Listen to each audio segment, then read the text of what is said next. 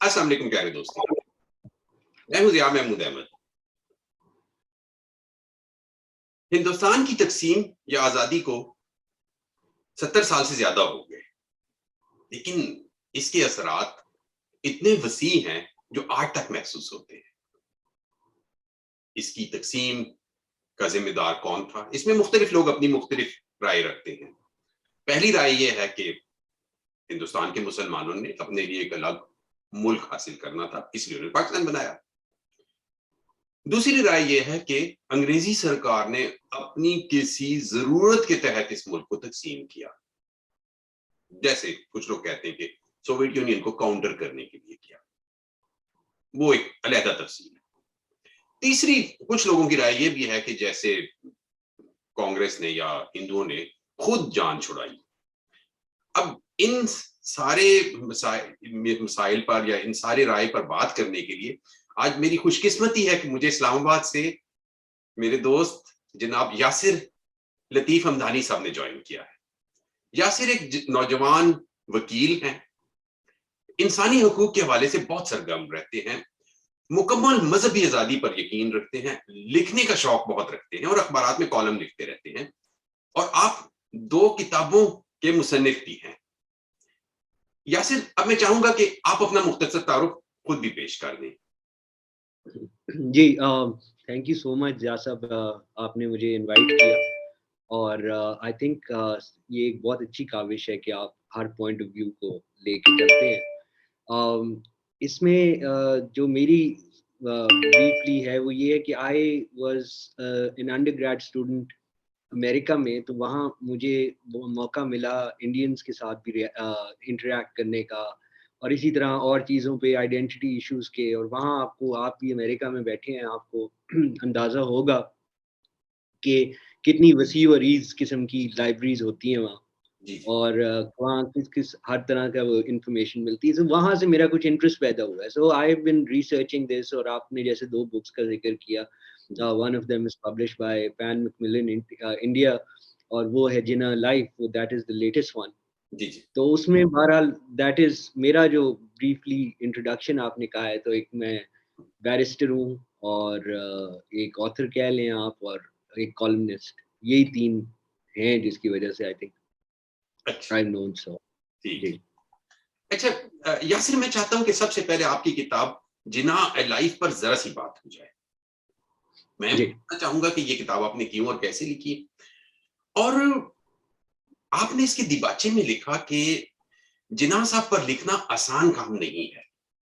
सरहद के एक तरफ यानी हिंदुस्तान में उनको, उनका एक सियासी किरदार बहुत बुरे अंदाज में पेश किया जाता है कि एक बंदा जिसका एजेंडा ही तकसीम था, और सरहद के इस पार यानी पाकिस्तान में उनको एक इस्लामी हीरो बनाया जाता है। उनके साथ कुछ बाज लोग माफोकुल फितरत बातें भी जोड़ देते हैं, को कि ये लफ्ज आपने नहीं लिखा। तो बहरहाल ये है कि आपने बाद में इसमें एंड में लिखा कि जिन्ना साहब इन दोनों तारीफों पे फिट नहीं बैठते। मैं इस बात पे आपकी राय जानना चाहूंगा। जी। देखिए ये बड़ा अलमिया है आई थिंक कि हम ये सोचते हैं इंडिया में भी, पाकिस्तान में भी, कि जिन्ना साहब की जो पैदाइश हुई थी वो 23 मार्च 1940 को हुई थी। यानी कि उससे पहले 23 मार्च 1940 से पहले ना कोई जिन्ना साहब थे, ना उनकी कोई सियासत थी। जी जी सो मेरी कोशिश थी, आपने मुझसे पूछा ये किताब क्यों लिखी? मेरी कोशिश ये है कि मैं वो दूसरे एलिमेंट्स जो हैं उनकी सियासत के वो सामने लाऊँ। जो देखिए ना, बात ये है कि जिन्ना साहब mister Jinnah is the only politician जिनको best ambassador of Hindu Muslim unity कहा गया। जी किसी जी, और बिल्कुल पॉलिटिशियन तुमने ने। कहा। जी बिल्कुल सही अच्छा, आपने। अब ये, हाँ जी, ये जो चीज़ है, ये उनकी जो 40 साल की सियासत है उसमें से 30 साल की सियासत इंडिया की यूनिटी के लिए। तो आखिर वो क्या हुआ जो अचानक से ही एक बंदा जिसने अपनी सारी ज़िंदगी यूनिटी के लिए काम किया है, वो उठ के उसने सेपरेशन या सेपरेटिज़्म की बात करनी शुरू कर दी। तो मेरा जो किताब लिखने का मकसद था वो इस सवाल का जवाब देना था। अच्छा, ये आप चाहते थे कि आप इस सवाल का जवाब दें कि ऐसा क्या रीजन था। जी। अच्छा, तो इसमें फिर यह है कि आपको चैलेंजेस क्या क्या आए इसमें? रिसर्च करना एक चैलेंज आया, या इसके लिए मैटर इकट्ठा करना, या कैसा चैलेंज था आपके लिए इब्तिदाई तौर The पे? challenge is, I think I've been on about Jinnah for a very long time. जी, मेरी काफ़ी तहरीरें आपने देखी होंगी, वो कायद-ए-आज़म पे हैं और लिखी हुई हैं जिन्ना साहब पे। जी, जी, तो रिसर्च तो ये था कि मेरे पास तकरीबन जितनी कुतुब आज तक लिखी गई हैं जी, जी। जिन्ना साहब पे, वो कहीं न कहीं से मेरे पास मौजूद है। अच्छा। और जो नहीं थी वो मैंने हार्वर्ड की लाइब्रेरी और रटगर्स की लाइब्रेरी जो है, हुँ, उनसे लेके पढ़ ली जब मेरा जाना हुआ अमेरिका बार-बार। जी, सो जी, मुझे वहाँ से मिल गई बुक्स जो थी। जी। तो pretty much every book that is written on Jinnah I have had access to, और अच्छा। उनके सारे पेपर्स और उनकी सारी जो वो जो किताबों की फॉर्म में जो जिन्ना पेपर्स हैं, वो जो पब्लिश हो चुके हैं, हुँ, हुँ। और ऐसी तहरीरें, उनके ख़त वग़ैरह जो थे, ख़त हो गए, कई चीज़ें आप देखिए ना, मैं आपको एक एग्ज़ाम्पल देता हूँ कि हमें आर्काइव्स में जाने की बड़ी ज़रूरत है। जी, ये आपने आर्काइव्स में हम जी, आर्काइव्स में हम नहीं जाते। उसकी वजह ये है, आप देखिए, एक आपने सुना होगा अक्सर फ़ेमस बात आपने सुनी होगी, कायद-ए-आज़म का कोट है, जो कि हमें बताया जाता है कि पाकिस्तान इस्लाम की तजर्बागाह है। जी, जी, कहा जाता है। बिल्कुल ठीक सही है? कहा आपने। कहा जाता है। हाँ, ये जो है, ये इस्लामिया कॉलेज में उनकी तकरीर से निकाला गया है। जी, जी, बिल्कुल ठीक है। अच्छा, अपैरेंटली ये इस्लामिया कॉलेज में उन्होंने तकरीर की थी। मज़े की बात ये है कि ये जनवरी 11 या 12 इसकी डेट दी जाती है, जिस दिन 1948 सपोज़िडली की जाती है। 1948 जनवरी 11-12 की डेट दी है। मसला क्या है? जी, जी। मसला ये है कि कायद-ए-आज़म थे कराची में उस दिन, अच्छा। ठीक है ना? तो जब तक हम इन इन मिथ्स को नहीं क्लियर करेंगे ना, ये आपको बड़ा क्लियर होगा। आई थिंक आपको समझ आ रही, you can catch my drift. हुँ, ये जनरल ज़ियाउल हक ने जो है, वो कई इस तरह के जो है ना कोट्स हुँ, वो सर्कुलेशन में लाए हैं वो। हुँ, तो आई थिंक ये इस तरह की चीज़ें जो हैं, ये सिफ्टिंग मिथ फ्रॉम रियलिटी जो है, हुँ, हुँ। वो बहुत इम्पोर्टेंट है इसमें। अच्छा। क्योंकि अगर आप आर्काइवल मटीरियल्स को देखें, तो वो बिल्कुल, अब फॉर एग्ज़ाम्पल मेरे बड़े अच्छे दोस्त हैं डॉक्टर अकबर एस अहमद, जी, जी। लेकिन उनकी किताब में कुछ ऐसे इस किस्म के उनके क्लेम्स हैं जो हिस्टोरिकली स्टैंड नहीं करते। अच्छा। मसलन एक जगह पे डॉक्टर अकबर एस अहमद, जिनकी मैं काफ़ी रिस्पेक्ट करता हूँ, उन्होंने एक जगह पे ये कहा कि जी कायद-ए-आज़म जो है वो कन्वर्ट कर गए थे इस्माइली से सुन्नी में, ठीक है? Not to make it a sectarian issue. हुँ, अच्छा, जितने वो आर्काइव्स हैं, उसमें ये मौजूद है कि उन्होंने आखिरी दिन तक जो थे ना, वो खोजा इत्ना अशरी जमात जो है, हुँ। बॉम्बे की, उसके पेइंग मेंबर थे। तो इस तरह की चीज़ें जो हैं, ये बड़े चैलेंजेज़ हैं इन चीज़ों को क्लैरिफ़ाई करना, और इस सिफ्टिंग द, और जिसे कहते हैं शैफ्ट फ्रॉम द ग्रेन जो है, वो करना बड़ा मसला है, अच्छा, ख़ासकर पाकिस्तान के इसमें मेरी रिसर्च राय तो एनवायरनमेंट यही में। है। आप देखिए ना, यहाँ जी, जी। कहा जाता है कि पाकिस्तान। जी, जी। जी, यासिर, इसमें तो मेरी राय ये है कि अगर तो वो इस्माइली खोजा थे या सुन्नी थे या जो भी थे, भैया उनका ज़ाती, हमें क्या इससे लगा? हमें तो उनकी सियासत या उससे बात करनी जी, होगी। बाकी वो पर्सनल तौर पे जो समझते रहे, हमें क्या? बिल्कुल ठीक। बिल्कुल सही, बिल्कुल सही। नहीं, मसला सिर्फ़ ये है कि ये है जी, एप्रोप्रिएशन है ना। अच्छा। पाकिस्तान का एक नैरेटिव बन गया है, हुँ, वो नैरेटिव ये है कि पाकिस्तान जो है, अब आप लेट्स ओपनली बात करें ना इस पे। जी, जी। पाकिस्तान में एक नैरेटिव ये है कि हुँ, पाकिस्तान जो है वो सुन्नी मुसलमानों मर्दों का मुल्क है, जी, जी। बाकी सारों का मुल्क नहीं है, जी, जी, ठीक ये है? तो बात। इसमें बड़ा इम्पोर्टेंट हो जाना है उनको बताना कि देखिए, आपके जो बाबाए कौम जिन्हें आप कहते हैं ना, वो खुद ये नहीं थे। जी, जी।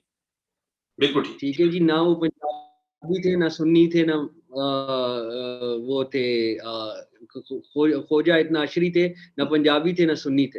हुँ। ठीक, ठीक। अच्छा, तो यासिर, जैसे कि कहा, आपने भी कहा कि 1940 से पहले भी मोहम्मद अली जिन्ना साहब का एक सियासी किरदार है, एक सियासत है, एक सोच है। तो उसी सिलसिले में कहा जाता है कि अल्लामा इकबाल साहब ने पाकिस्तान का ख्वाब देखा, और वो किसी, जैसे उनके बारे में कहा जाता है कि बहुत मज़हबी उनके रुझानात थे, और वही उन्होंने जिन्ना साहब को आगे पास ऑन किया और सिखाया, और जिन्ना साहब उसी को लेकर आगे चले। तो इस सिलसिले में आप क्या कहना चाहेंगे कि क्या वाक़ई जिन्ना साहब इकबाल साहब से मुतासिर हुए थे, और तब उन्होंने किसी मुल्क की ज़रूरत को समझा? नहीं जी, इसमें ये तो मेरा बड़ा क्लियर है, जो मेरी रिसर्च शो करती है, अल्लामा इकबाल जो हैं, उनका कम से कम ये जो कहा जाता है कि वो लंदन से वापस आए अल्लामा इकबाल के कहने पे, इसमें कोई सच नहीं है, कोई हकीकत नहीं। ठीक है। अ, और जहाँ तक इल्लामा इकबाल का इन्फ्लुएंस का है, वो देखिए इकबाल जिन्ना इकबाल लेटर्स की अक्सर ज़िक्र होता है, वो मैंने सारे पढ़े हैं, जो इकबाल ने जिन्ना को लेटर्स लिखे थे, जी, ठीक है? उसके रिस्पॉन्सेज़ हमारे पास नहीं है, इसलिए हम कुछ डेफ़िनिटली कुछ कह नहीं सकते कि वो जो इल्लामा इकबाल ने जो बातें की थी, उसका जवाब मोहम्मद अली जिन्ना क्या समझते थे। हाँ, ये हम ये आपने अच्छा पॉइंट क्योंकि बताया। ये अच्छा पॉइंट बताया, हाँ, first time, this is addition to my knowledge, thanks. जी। सो देयर नो रिप्लाइज़, और वो रिप्लाइज़ जो है ना इंटरेस्टिंगली जब ये लेटर्स पब्लिश हुए, तो पब्लिशर्स ने जिन्ना साहब को कहा कि आप इसका दिबाचा लिख दें किताब की फ़ॉर्म में। जी, तो किताब में उन्होंने लिखा है, उन्होंने कहा कि जी मेरे पास मैं अनफॉर्चुनेटली जो है मैं रिप्लाइज़ जो है मैंने सेव नहीं किए इस चीज़ के। तो उसमें ही is very sort of evasive about कि उनका क्या व्यू था इस बारे में। अच्छा, अच्छा, अब जहाँ तक इल्लामा इकबाल का ताल्लुक है, इल्लामा इकबाल की भी बात कर लें। देखें, इल्लामा इकबाल ने एक तो पहली बात ये है कि जो पाकिस्तान जिसे आप पाकिस्तान तो रहमत अली ने नाम दिया था। जी, जी, रहमत अली जी। जो मुसलमान खित्ता चाहते थे, वो उसके बारे में लिखा हुआ विदिन और विदाउट ब्रिटिश एम्पायर, विदिन और विदाउट, और उसका मतलब ये था विदिन और विदाउट ब्रिटिश इंडिया। ठीक, तो ये नहीं था कि वो डेफिनिट सेपरेशन है, और यही आपको आगे चल के अगर आप कैबिनेट मिशन प्लान को देखें, तो जी, उसमें भी यही बात हो रही थी। खित्ता चाहते थे वो, उस खित्ते के अंदर वो ये चाहते थे, जैसे उनकी reconstruction of religious thought in Islam हुँ, किताब में है कि इस्लामिक लॉ को और इस्लामिक जो है जूरिस्प्रूडेंस को मॉडर्नाइज़ किया जाए। ठीक, एक रिफ़ॉर्म लाई जाए और एक रिनेसांस इस्लाम की लाई जाए, और वो तभी हो सकती है अगर एक खित्ता मौजूद हो, और वो ज़रूरी नहीं है कि वो इंडिया से सेपरेट हो। ठीक तो है। आप ये देखिए कि उन्होंने खुद कहा कि मेरा इस पाकिस्तान स्कीम से कोई ताल्लुक नहीं है। वो थॉमस आर्नल्ड साहब थे, उनको उन्होंने लेटर में लिखा था कि मेरा इस पाकिस्तान स्कीम से कोई ताल्लुक नहीं, अच्छा, ये तो किसी स्टूडेंट की स्कीम है। तो अच्छा, ठीक, इल्लामा इकबाल का तो ये, अब वो कितनी मज़हबी रियासत बनाना चाहते थे, नहीं चाहते थे, वो बहरहाल वो एक मज़हबी इंसान थे, आपको इस बात का पता है। और इसके अलावा उनके आपको पता ही है फिलॉसफर थे, रिलिजियस उनकी थॉट थी। जी, उसमें उन्होंने जो है पहले एक फ़िरके के साथ रहे, फिर उसी फ़िरके को उन्होंने बुरा-भला कहना शुरू कर दिया। तो इस तरह की बातें उनके यहाँ मौजूद हैं, नहीं, वो ये भी आप जो उनकी है खुद ज़ाती वो हैं, हम इसमें क्या कह सकते हैं, बस हाँ ठीक जी। है, जो ऐसा हाँ, नहीं लेकिन वो मैं कहने का मकसद ये है कि उनके जो आइडियाज़ थे वो कोई फ्लूइड थे, वो कोई परमानेंट नहीं थे। अच्छा, रिलीजियस फ्रीडम की उनके आइडियाज़ जो थे वो शिफ्टिंग थे। अच्छा। उनका हाँ जी। अच्छा, अब हम आगे चलते हैं कि अब अगर हम मोहम्मद अली जिन्ना साहब की बात करें, तो आपकी राय में क्या वो वाक़ई तक़सीम चाहते थे या एक मुत्तहिदा हिंदुस्तान के अंदर मुसलमानों के लिए ज़्यादा हुकूक? बिल्कुल दूसरा, जी, और ये इसमें कोई शक की बात नहीं, देखिए। जी, अ, उसमें इसलिए नहीं है हुँ, कि कायद-ए-आज़म मोहम्मद अली जिन्ना जो हैं, उनकी एक तो मैंने जैसे आपको कहा कि 40 में से 30 साल की सियासत जो है, 40 साल की सियासत है उनकी टोटल, जी, 41 साल।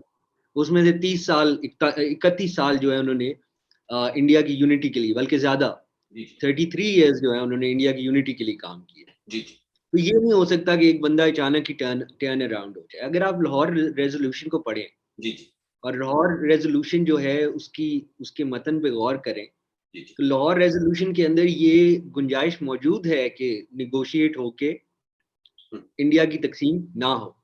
ठीक, ठीक है जी, ये जो नारा था पाकिस्तान का, या पाकिस्तान ना इसको कहें, देखिए ये बहुत सारी स्कीम्स आई थीं मुसलमानों के जो मसला था, हिंदू-मुसलमान मसला है उसको जी, सॉल्व करने की। जी, जी, मुख़्तलिफ़ ट्राइज़ होती थी। हाँ, वो ये कोई एक आपने के अज़ीज़ साहब ने अपनी किताब में लिखा, मुझे इस वक़्त याद नहीं आ रहा, उसके अंदर कुछ 38 या 40 स्कीम्स थी जो हुँ, हुँ, 150 साल के अंदर पेश की गई थी इस मसले के हल के तौर पे, जी, और उसमें से बहुत सारी हिंदुओं की तरफ से थी। जी, बिल्कुल ठीक। ठीक है, तो ये आप मतलब मुसलमानों को, I don't carry the brief for Muslims, but मुसलमानों को सिर्फ़ इसका वैसे भी ज़िम्मेदार नहीं ठहराया जा सकता। अच्छा, अच्छा, तो हाँ जी, तो अब ये तो बड़ा क्लियर है कि जिन्ना साहब मेरे ख़्याल से वो तक़सीम नहीं चाहते थे मेरे व्यू में, और उसकी वजह ये है हुँ, हुँ, कि जब पुश क केम टू शव जी, जी, और कैबिनेट मिशन प्लान आ गया हम्म, और कैबिनेट मिशन प्लान ने मौका दिया कि आप एक ऐसी फेडरेशन बनाएं जिसमें मुसलमान हिंदू साथ साथ रहें हम्म। और मतलब उनकी ये भी मैं एक और चीज बाद में क्लियर करता हूँ हम लेकिन कैबिनेट मिशन प्लान पे जरा सा आगे बात करते हैं, क्योंकि हम जरा क्रोनोलॉजिकल अंदाज में चलते हैं ना। जी बिल्कुल ठीक। सॉरी तो सॉरी। तो मैं हाँ ये जी कह रहा हूं कि तो, देखिए, आप अब कह रहे हैं कि आपका मौकिफ ये है कि मोहम्मद अली जिन्ना साहब हिंदुस्तान के अंदर रहकर मुसलमानों के हुकूक में ज्यादा इंटरेस्टेड थे। बिल्कुल सही, जी मैं आपके मौकिफ की रिस्पेक्ट करता हूँ। लेकिन मेरा इसमें एक सवाल है छोटा सा, कि क्या पाकिस्तान बनने के बाद उन्होंने ऐसा कहा कभी कि जी देखिए, हम तो इकट्ठे रहना चाहते थे, हमें मजबूर किया गया इस पे? देखिए मैं बताऊं इस तरह की नहीं उन्होंने कहा, लेकिन उन्होंने अपने एक दोस्त को कहा था कि ये मैं पार्टीशन वगैरह नहीं चाहता था, ये मुझ पे इम्पोज किया गया। ठीक है, ये तो वो रिकॉर्ड पे है। अच्छा। ठीक है, उन्हीं का दोस्त का भी मुझे नाम मेरे ज़हन से जी जी, कोई बात चला गया है। नहीं। हाँ, लेकिन उन्होंने बड़े क्लियरली कहा था कि मैं नहीं चाहता था ये पार्टीशन वगैरह, ये मुझ पे इम्पोज़ किया है पटेल ने और नेहरू ने। जी जी। ठीक है, ये तो उन्होंने बात की है। अच्छा, ठीक अच्छा, है। दूसरी चीज़ हाँ, ये तो मौजूद है उनका। दूसरी चीज़ ये है कि इसमें कई कई बातें होती हैं ना, आप सियासत को जानते हैं, यू हैव मतलब आपके देखा होगा आपने सियासत में जो चीज़ आप एक दफ़ा फ्लोट कर दें वो आर्ट ऑफ पॉसिबल हम्म, में politics is the art of possible and anything you float is in the realm of possibility. जी जी। अच्छा, अब आप ये देखिए कि बहुत सारे लोग हैं, बहुत सारे जो ये राय रखते हैं कि कायदे-आज़म जो है वो हर तौर पे तुले हुए थे कि जी मैंने मुल्क को तोड़ के ही रहना है और हम्म, पाकिस्तान बना के ही रहना है। हम्म, अच्छा, वो कहते हैं कि जी कायदे-आज़म मोहम्मद अली जिन्ना ने ये कहा था, मोहम्मद अली जिन्ना ने कि मुझे एक जगह पे उन्होंने कहा कि जी लोग कहते हैं कि मैं सिर्फ़ बार्गेनिंग कर रहा हूँ, मैं बार्गेनिंग नहीं कर रहा, मैं तो अर्नेस्ट में कह रहा हूँ कि पाकिस्तान डिमांड जो है वो सच्ची है और मैं वाक़ई पाकिस्तान चाहता जी जी, हूँ। अब बिल्कुल। आप ये देखिए कि अगर आप बार्गेनिंग कर रहे हो, मैं और आप आपस में बैठ के बार्गेनिंग कर रहे हैं किसी चीज़ पे, जी जी। तो आपने वो जो है मैं आपको ये तो नहीं कहूँगा ना कि मैं ब्लफ़ कर रहा हूँ। जी जी, बिल्कुल ठीक। मैं ये तो नहीं कहूँगा, मैं कहूँगा नहीं, नहीं मैं सही कह रहा हूँ कि मैं ये करूँगा, जी जी। जिसे प्लान बी नेशनलिज़्म कहते हैं। जी अगर आप स्कॉटलैंड की देखें मिसाल, स्कॉटलैंड को जब कोई चीज़ जो है कोई फ़ेवर्स लेनी हो ग्रेट ब्रिटेन के अंदर इंग्लैंड से, हम्म, तो वो हर दफ़ा नारा लगा देते हैं कि हम जा रहे हैं जी, खुदा हाफ़िज़। जी जी, बिल्कुल ठीक ठीक। है? अच्छा, क्यूबेक जो है कनाडा में वो भी यही करता है। जी जी, बिल्कुल ठीक। अच्छा, कैटलोनिया जो है वो स्पेन में वो भी ये करता है। इसे कहते हैं जी कंसोसिएशनलिज़्म। अच्छा। अच्छा, ये जो है पॉलिटिकल साइंस में थ्योरी अनफॉर्च्यूनेटली हमारे मुल्क के पॉलिटिकल साइंटिस्ट जो हैं और बाहर के भी और वो उन्होंने शायद जो ख़ासकर जो इस मसले पर लिखते हैं, ख़ासकर पार्टीशन के बारे में, हम्म, उन्होंने शायद इस वर्ड को जो है इस थ्योरी को गौर से पढ़ा नहीं। जी जी। कायदे-आज़म मोहम्मद अली जिन्ना चाहते थे कि जो भी आइन बने मुत्तहिदा हिंदुस्तान का, जी जी। जो भी आइन बने, जी उसके अंदर ये नहीं होना चाहिए कि चूँकि हिंदुओं की 3 वोट हैं और मुसलमानों का 1 वोट है, यानी कि 3 टू 1 वो है। जी। जी तो उनको उनका जो फाइनल हो वो सिर्फ़ मेजॉरिटी वोट से बने। जी। वो कहते थे कि चूँकि ये डिवाइडेड सोसाइटी है, हम्म, इसमें जितने सेक्शंस हैं डिवाइडेड, चाहे उन बड़े हैं, छोटे हैं, उनकी तादाद बड़ी है, छोटी है, वो सारों को इक्वल से होनी चाहिए। बिल्कुल ठीक। ठीक है जी?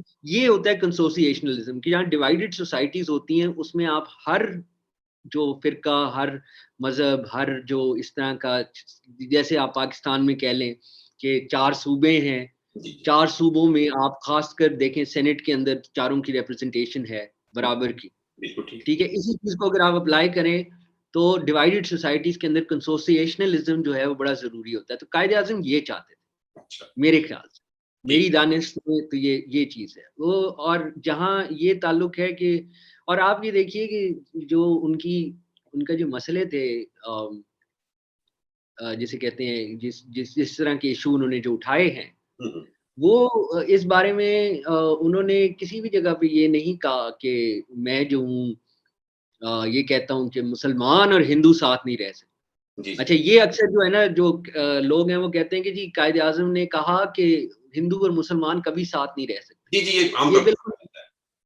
ये बिल्कुल नहीं कहा। उन्होंने कहा है आप 1940 की वो तकरीर है जिसका ये लोग हवाला देते हैं, उसके अंदर आप पढ़ के देख लें, उसमें उन्होंने कहा है कि तक़सीम जो है मुसलमान और हिंदू जो हैं वो 2 कौमें हैं, यानी कि उनको बराबर की होनी चाहिए उनकी रिप्रेजेंटेशन आइन के अंदर।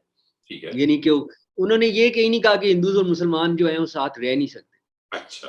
बल्कि उन्होंने इसके एग्जैक्ट ऑपोजिट कहा है। उन्होंने कहा है कि हमारी भी माइनॉरिटीज़ होंगी, आपकी भी माइनॉरिटीज़ होंगी, हम आपस में जो है ये डिसाइड कर लेंगे और हम अब एक-दूसरे में अपने-अपने मुल्क में हमारी माइनॉरिटीज़ का ख़्याल रखेंगे। बिल्कुल ठीक। तो ये जो चीज़ है इसमें तो बड़ा क्लियर है कि उन्होंने ये नहीं कहा कि हिंदू और मुसलमान साथ रह ही नहीं सकते। ये ठीक। एक बहुत ही अजीब किस्म की बास्टर्डाइज़ेशन है आइडिया की, अच्छा। अनफॉर्चुनेटली। ठीक। जी। ठीक। अच्छा यासिन, हम इसी बात को आगे बढ़ाते हैं। मैंने एक इंडियन ऑथर को एक दफ़ा पढ़ा था। उसने पार्टीशन के लिए नेहरू साहब को ज़िम्मेदार ठहराया। पार्टीशन के लिए हुँ, उसने हुँ। नेहरू साहब, और उसकी प्ले उसने ये ली कि गांधी जी ने कहा था कि हम एक आज़ाद मुल्क के तौर पे, मुत्तहिदा तौर पे आज़ाद हो जाते हैं।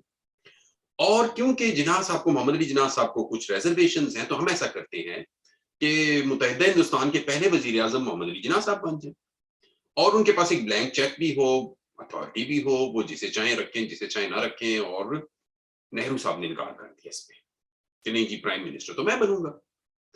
अब कुछ लोग कहते हैं कि ये ऑन ग्राउंड नहीं है, रियलिटी नहीं है, ये भी एक मिथ है। आपकी इसके बारे में क्या राय है? जी, ये देखिए इसमें I think people are being unfair to Nehru, जी, जी। ठीक है? Also they are being unfair to Jinnah as well. जी, जी। पहली बात ये है कि गांधी जी ने ये बिल्कुल स्कीम फ्लोट की थी और एक दफ़ा नहीं की, कई दफ़ा की थी। जी, जी। ठीक है जी कि जिन्ना साहब को गवर्नमेंट बना लें जी, जी। और जो है उनको अपनी कैबिनेट के खुद मिनिस्टर्स जो हैं वो चूज़ करें जी, और कांग्रेस उनका साथ देगी। जी, जी। कायद-ए-आज़म मोहम्मद अली जिन्ना ने इस स्कीम को रिजेक्ट किया। अच्छा। उन्होंने कहा था ये कैसे हो सकता है कि मेरे पास जो है 1 वोट हो और मुझे इलेक्ट आप कर लें और जिसके पास 3 है उसको इलेक्ट ना करें, ये तो अनडेमोक्रेटिक हो, अच्छा। ठीक है? ये वो चाहते थे कि एक कंसोसिएशनल सॉल्यूशन में एक सेटलमेंट हो, मुसलमानों और हिंदुओं के दरमियान एक कॉन्ट्रैक्चुअल अरेंजमेंट हो। ठीक तो है। उन्होंने तो आप ये देखिए ना कि कायद-ए-आज़म ये ओहदों वाले बंदे नहीं थे। लोग बहुत कुछ कहते हैं पावर हंग्री ये वो। 1920s से अंग्रेज़ों की कोशिश रही थी, हुँ। जब उन्होंने देखा कि ये बंदा कॉन्स्टिट्यूशनल स्ट्रगल हमारे खिलाफ कर रहा है और जब उन्होंने असल में बात ये है कि एक दफ़ा कायद-ए-आज़म को उन्होंने कोशिश की थी कि रंगून भेज दें, अच्छा। ठीक है? हाँ, उनको ना जिला वतन करके रंगून या भेज दें। सफ़ीर बना के भेज दें, हाँ जी? सफ़ीर बना के भेज दें। हाँ, मतलब कुछ करें, जान छुड़ाएँ ज़रा जी, जी। इससे। तो उस वक़्त ये था कि उन्होंने रियलाइज़ किया कि ये बंदा जो है, हुँ, इसने तो कानून नहीं तोड़ता है। हुँ। जी, जी। ठीक है? जिसकी वजह से ये बात भी की जाती है कि कायद-ए-आज़म जेल नहीं गए। ख़ैर एक सेपरेट इश्यू। जी, जी। अच्छा 1920 से 1940s तक जिन्ना को गवर्नरशिप्स ऑफ़र हुई, जी, जी। जिन्ना को जजशिप्स ऑफ़र हुई, जी, जी। टाइटल्स ऑफ़र हुए, सर का टाइटल ऑफ़र हुआ ये। जी, उन्होंने सारा कुछ रिजेक्ट कर दिया। ठीक। अच्छा ये जो गांधी वाली स्कीम थी इसको भी जिन्ना साहब ने कहा कि ये देखिए मैं ये नहीं माँग रहा कि मैं वज़ीर-ए-आज़म बनूँ। मैं जी, सिर्फ़ ये माँग रहा हूँ कि आप हमारे साथ एक कॉन्ट्रैक्चुअल अरेंजमेंट कर लें कि कल को जो हम आइन बनाएँगे, जी, जी। उस आइन के अंदर आप ये इंश्योर करें कि हम आउट वोट नहीं होंगे, ठीक। ठीक है? उसके बाद जब आइन हो जाएगा तो फिर हम एक जमहूरी मुल्क के तौर पे चलेंगे। जी, जी। लेकिन आइन बनाने में हमें आउट वोट नहीं किया जाएगा, यानी कि हमें अपने जायज़ हकूक लेने का मौका दिया जाएगा। तो हुँ। ये वो चाहते थे और ये उन्होंने बड़ी क्लियरली गांधी को कहा था, ये हाँ, यहाँ रिजेक्ट कर दिया। एक उसमें ठीक है, आपकी बात के हक में ही एक सबूत ये भी जाता है कि ठीक है, हिंदुओं की तादाद ज़्यादा थी, मुसलमानों की कम थी। तो बहरहाल वो एक डिफरेंस ऑफ नंबर तो था ही अपनी जगह पे, उसको कोई रिजेक्ट नहीं कर सकता कि नहीं था। था अपनी जगह पे था, वो तो एक हक है। अच्छा, हम अब जैसे हम बात कर रहे थे कैबिनेट मिशन पे, तो मैं ये पूछना चाहूँगा आपसे कि देखिए, मोहम्मद अली जिन्ना साहब अब पाकिस्तान का मुतालबा कर रहे हैं मुसलसल इतनी मुख्तलिफ तकारीर में, और फिर कैबिनेट मिशन प्लान को उन्होंने कबूल कर लिया। तो उस प्लान के तहत तो फिर आज़ादी 10 साल मज़ीद मिलनी थी। तो क्या वो मज़ीद 10 साल तक राज़ी हो गए थे अंग्रेज़ सरकार को कबूल करने के लिए? नहीं, नहीं अंग्रेज़ सरकार की नहीं थी 10 साल, जी, जी। अंग्रेज़ों ने छोड़ देना था जी। अंग्रेजों ने 48 में छोड़ देना था। 10 साल का जो कहा जाता है ना, और ये भी एक मिसअंडरस्टैंडिंग है। जी 10 साल का ये कहा जाता है कि जब कैबिनेट मिशन प्लान आ जाता जी जी इफेक्ट में, तो 10 साल के बाद जो है उसको रिकंसिडर किया जा सकता था, उस कॉन्स्टिट्यूशन को जी और उसको उसकी टर्म्स एंड कंडीशंस को। जी जी अब जो लोग कहते हैं कि कायदे-आज़म जो थे वो नहीं वो कैबिनेट मिशन प्लान वो मुत्तहिदा हिंदुस्तान नहीं चाहते थे, वो इसको यूज़ कर रहे थे एज़ फर्स्ट स्टेप। हम्म, ठीक है? वो कोट करते हैं कि कायदे-आज़म ने जो मुस्लिम लीग से जब तकरीर की उनको हम्म, मनवाने के लिए, अब हम्म, आप याद रखें ये सियासतदान है जो बात कर रहे हैं। जी उसने जो है जब मुस्लिम लीग के सेंट्रल वर्किंग कमेटी जो थी उससे जब किया एड्रेस, तो उसमें उन्होंने कहा कि देखो, ये सबसे अच्छा सॉल्यूशन है, ये हमारे पास है, ये हमें आज मिल रहा है। जी जी कल को अगर ये काम ना किया जी कल को अगर ये काम ना किया तो आपके पास मौका है कि कल आप इसको खत्म करके अपना मुल्क अलहदा कर, जी जी ठीक है? अच्छा, इसमें इम्पोर्टेंट बात ये थी कि इसके अंदर जो मेजॉरिटी थी यानी कि हिंदू जो थे, हम्म, उनके ऊपर भी ये मौजूद था कि एक उनके ऊपर भी ओनस था कि वो मुसलमानों को कन्विंस करके रखें कि आप हमारे साथ रहें। जी जी और मुसलमानों में के ऊपर ये ओनस था कि जो उनके यहाँ माइनॉरिटीज़ जो पंजाब में हैं, जो बंगाल में हैं, उनको खुश रखें ताकि जो है वो एक आराम से जो है एक एक फेडरल 3 टियर सॉल्यूशन बन जाए। ठीक है इसीलिए उसको उसको आयशा जलाल ने लिखा है इसको जो ये जो जो स्कीम थी कैबिनेट मिशन प्लान की, उसको लिखा है कि जी 3 टियर्ड केक, 3 जी टियर्ड केक इसलिए कहा है क्योंकि हम्म, उसमें ये जो थी एक one one layer upon layer जो थी ना, उससे आप माइनॉरिटीज़ को प्रोटेक्ट कर रहे हैं। अच्छा ठीक है, सो हाँ जी। तो आज अगर कैबिनेट मिशन प्लान होता, तो ना पाकिस्तान में वो होता, ना पाकिस्तान में रिलीजियस एक्सट्रीमिज़्म होता, जी ना इंडिया में मोदी होता। जी जी अ, और ये सिर्फ़ ये तभी हो सकता था, नहीं तो अगर ये आप डायरेक्टली वो जो कांग्रेस चाहती थी, जी जी उस हिसाब से चलते तो वो ये आपके सामने अब सारा का सारा हिंदुस्तान जो है वो सैफ्रनाइज़ सारा का सारा यानी कि सबकॉन्टिनेंट वो सैफ्रनाइज़्ड हो चुका होता। अच्छा मैं इधर एक और ज़ेली ज़िमनी सवाल मेरे पास ये है कि कैबिनेट मिशन प्लान को जिसको मोहम्मद अली जिन्ना साहब ने कबूल किया, उसमें 10 साल बहरहाल हैं वो हिंदू अंग्रेज़ों के साथ कि ज़ेर सरपरस्ती हो या उनसे हट के हों, लेकिन 10 साल बहरहाल अपनी जगह। दूसरी तरफ ये कहा जाता है कि वो उनको बीमारी भी थी, उनको डॉक्टर ने बताया था जी आपके पास टाइम थोड़ा है और इसलिए वो ज़रा जल्दी-जल्दी भी करना चाहते थे। तो एक तरफ वो जल्दी-जल्दी करना चाहें और दूसरी तरफ 10 साल के किसी प्लान को मान लें, तो क्या नहीं, वही मैं आपको बता आप रहा हूँ क्या ना, कहेंगे? ज़िया साहब वही बता रहा हूँ, 10 साल का ज़िक्र जो था ना, वो reconsideration of cabinet mission plan था। जी, जी। उसमें अंग्रेज़ों ने बहरहाल जो है वो जी, जी। जून 48 में अंग्रेज़ों ने चला जाना था, हर सूरत। ठीक है। इससे ज़्यादा उन्होंने नहीं रहना था। ये काम जो है उनकी जो हुकूमत थी वो 2 जून समथिंग थी, 48 उसकी लेकिन डेट कुछ थी या कुछ लोग जुलाई। तो कहते हैं कि वो जब तक कैबिनेट मिशन प्लान के तहत वो सिस्टम रहता तब तक उन्होंने रहना था।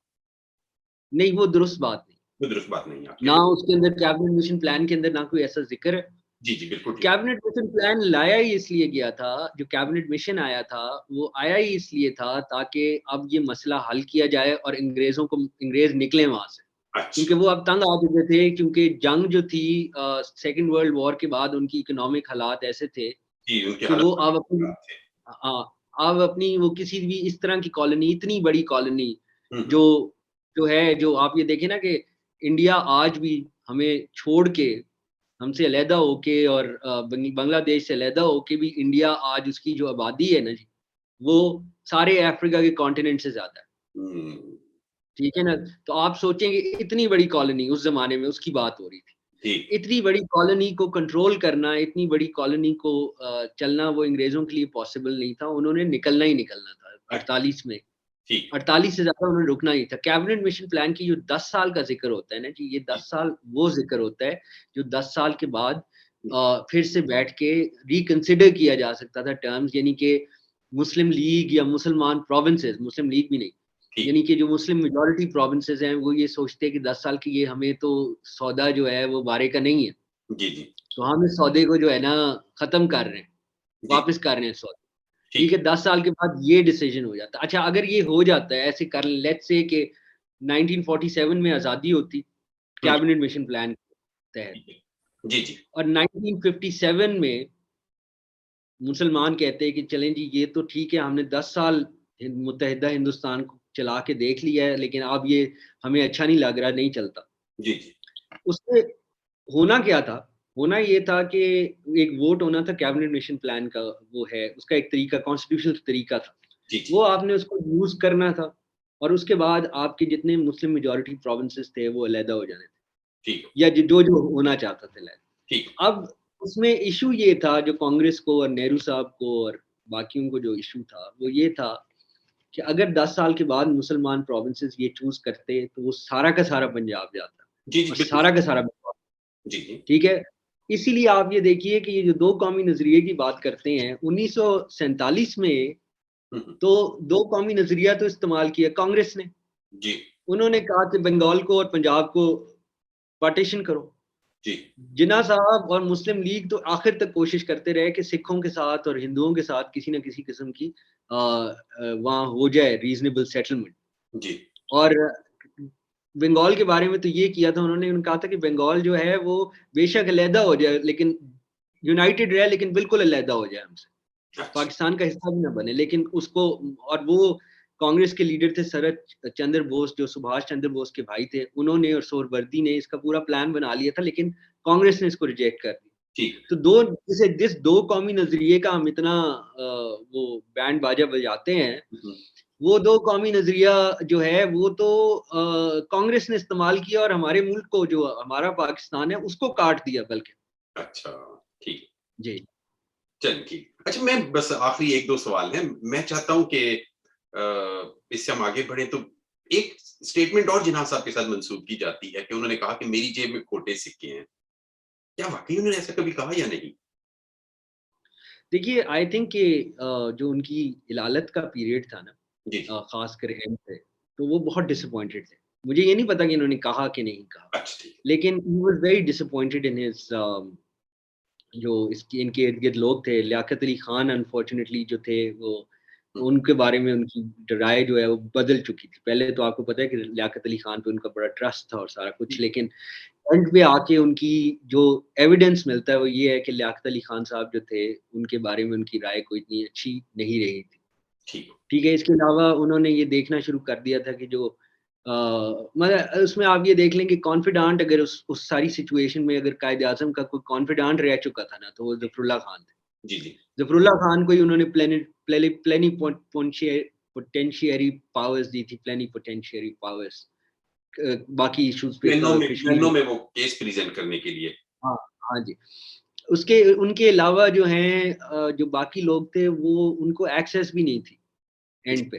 जी, जी, ख़ासकर ये ममदूट वग़ैरह और दौलताना वग़ैरह और जी। अयूब खोड़ो और इस तरह के लोग थे हुँ, और अब्दुल कयूम, ये सारे लोग जो हैं इनकी इनकी डायरेक्ट एक्सेस नहीं थी और ना इनको वो करते। तो इन लोगों के बारे में बड़ा ही पॉसिबल है कि इनके बारे में खोटे सिक्के कहा होगा अच्छा, उन्होंने। ठीक है। और दूसरा उन्होंने एक और जो चीज़ कही से बातें चलते-चलते बात आ ही गई। एक तो बड़ी क्लियर जो हमें एविडेंस मिलता है अनफॉर्च्यूनेट हमारे मुल्क के लिए है कि हम इस बात को सच साबित करते हैं। वो ये है कि उन्होंने अपने डेथ बेड पे कह दिया था कि ये बड़ी गलती होगी मुझसे, कि मैंने ये मुल्क बना दिया। जी, ठीक है, जी, लोग ये बोल सकते हैं। उन्होंने ये कहा था। अब हमारा हमारा फ़र्ज़ था पाकिस्तानियों का कि हम उनकी इस बात को गलत साबित करते कि उनसे गलती हुई है, हम उसको सही साबित करते। लेकिन आपके सामने है जो हमने उनको बहरहाल दुरुस्त साबित कर रहे हैं कि उनसे गलती हो गई थी, ये अच्छा, मुल्क बना मैं इसी सिलसिले में ना आगे बात को बढ़ाता हूँ कि जैसे आपने कहा कि इन लोगों पे उनको ट्रस्ट नहीं था या लियाकत अली खान साहब बदल गए थे, ठीक है। तो मोहम्मद अली जिन्ना साहब ने अपना कोई मुमकिना जानशीन क्यों नहीं तैयार किया इस सारे प्लान बी जिसे कहते हैं कि ठीक है, अगर मैं नहीं रहा तो ये सँभाल लेगा। कोई ऐसा टैलेंटेड बंदा होता जिसे तैयार कर लेते। जी, आई थिंक उसमें 2-3 बातें हैं। आई थिंक एक तो ये है कि मुस्लिम लीग के अंदर जो थी आपको पता है कि जो थोड़े बहुत अच्छे लोग आए थे वो तो 1946 में 45 में जिन्होंने कम्युनिस्ट ने जो भेजे थे मियाँ इफ्तिखारुद्दीन वगैरह और इस तरह के लोग। नजरियाती लोग थे। बाकी हाँ, नज़रियात लेफ्टिस्ट नज़रियाती लोग जो थे वो मुस्लिम लीग के अंदर शामिल हुए थे आके एंड पे, जी 45 में, 46 में। जी लेकिन आप अगर मैं ये लेफ्ट का ना समझिए, लेकिन मैं जो हकीकत है वो ये है कि ये उनके जो थे प्रोग्रेसिव टाइप्स जो थे ये आना शुरू हुए थे। लेकिन इनके अलावा अगर आप देखिए मुस्लिम लीग के अंदर अनफॉर्च्युनेटली, और ये कांग्रेस का भी यही हाल था, ये कोई ऐसी चेंज बात नहीं, जो लोग बैठे हुए थे इन जगहों पे वो वही थी जो अंग्रेज़ों के ज़माने से जो है वो फ़ायदा उठाते आ रहे थे सिस्टम का। जिन्हें इलेक्टेबल्स भी तो कहते हैं, जैसे आजकल हम जिन्हें इलेक्टेबल्स इलेक्टेबल, हाँ, इलेक्टेबल से। अब आप मुझे ये बताइए कि जिन्ना साहब के पास कौन-सा ऐसा बंदा था जो बन सकता है? लियाकत अली खान ही एक उनको कैपेबल लगा था, और एक ज़फ़रुल्लाह खान को उन्होंने फॉरेन मिनिस्टर लगा दिया, लियाकत अली खान को उन्होंने जो है प्राइम मिनिस्टर लगा दिया। ठीक है? इन दोनों के अलावा तो कोई ऐसा बंदा भी नहीं था। अच्छा लियाकत अली खान के बारे में उनका जो था वो एंड पे आके चेंज हुआ। पहले तो उन्होंने कहा कि, और दूसरा तीसरी चीज़ ये है कि व्हाइल ये बात की जाती है कि जिन्ना साहब जो थे, क्योंकि उनको आफ्टर ऑल कायद-ए-आज़म हुँ, का उनको वो एक रुतबा हासिल था कौम के लिए। हुँ, कायद-ए-आज़म कहा जाता था उनको, तो उनकी एक ख़ास ऑरा था। हुँ, लेकिन अल्टीमेटली क मुल्क जो है वो तो चलना था पार्लियामेंट्री डेमोक्रेसी पे। बिल्कुल ठीक, बिल्कुल ठीक। तो वो ये तो आप देखिए ना, ये भी क्रिटिसिज़्म है और शायद कुछ हद तक सही है कि कायद-ए-आज़म अगर वज़ीर-ए-आज़म बन जाते तो शायद बेहतर होता। तो मेरे ख़्याल से उस सूरत में उनको शायद हुँ, गांधी जी के से पहले ही जो है फ़ारिग करा दिया गया होता। चलिए ठीक, अ, हाँ चलिए जी। तो बात ये है कि मेरा ये ख़्याल है कि उन्होंने तो कई दफ़ा ये कहा कि मुल्क मैंने अब बना दिया, अब जो है ना अब चलाना आप लोगों का काम है। बिल्कुल ठीक, बिल्कुल ठीक। लेकिन ये एक तो ये सोच थी कि जी आगे ये खुद कर लेंगे, दूसरी सोच ये थी, दूसरी चीज़ ये है कि ये कि हकीकत बात है कि लियाकत अली खान और ज़फ़रुल्लाह खान के अलावा कौन बंदा था, और लियाकत अली खान के साथ उनके फिर ताल्लुकात मखदूश हो गए। अच्छा, ठीक। चलिए यासिर, बहुत शुक्रिया कि आपने अपना इतने ज़्यादा हमें हमारे नॉलेज में इज़ाफ़ा किया, इतने अच्छी पॉइंट्स हमें बताए, अपना व्यू पॉइंट अच्छे तरीके से पेश किया, और मेरे ज़रा टफ किस्म के सवालों को भी आपने बहुत अच्छे तरीके से हैंडल किया। मैं बहुत मशकूर हूँ इस पे, और मुझे बहुत अच्छा लगा आपसे बात करके। उम्मीद करता हूँ कि हम थैंक इंशाल्लाह यू। फिर कोई टॉपिक लेकर ज़रूर बात करेंगे, और इंशाल्लाह फिर किसी दिन ज़रूर हाज़िर होंगे। बहुत शुक्रिया इंशाअल्लाह। आपका। ओके, बहुत शुक्रिया। ओके।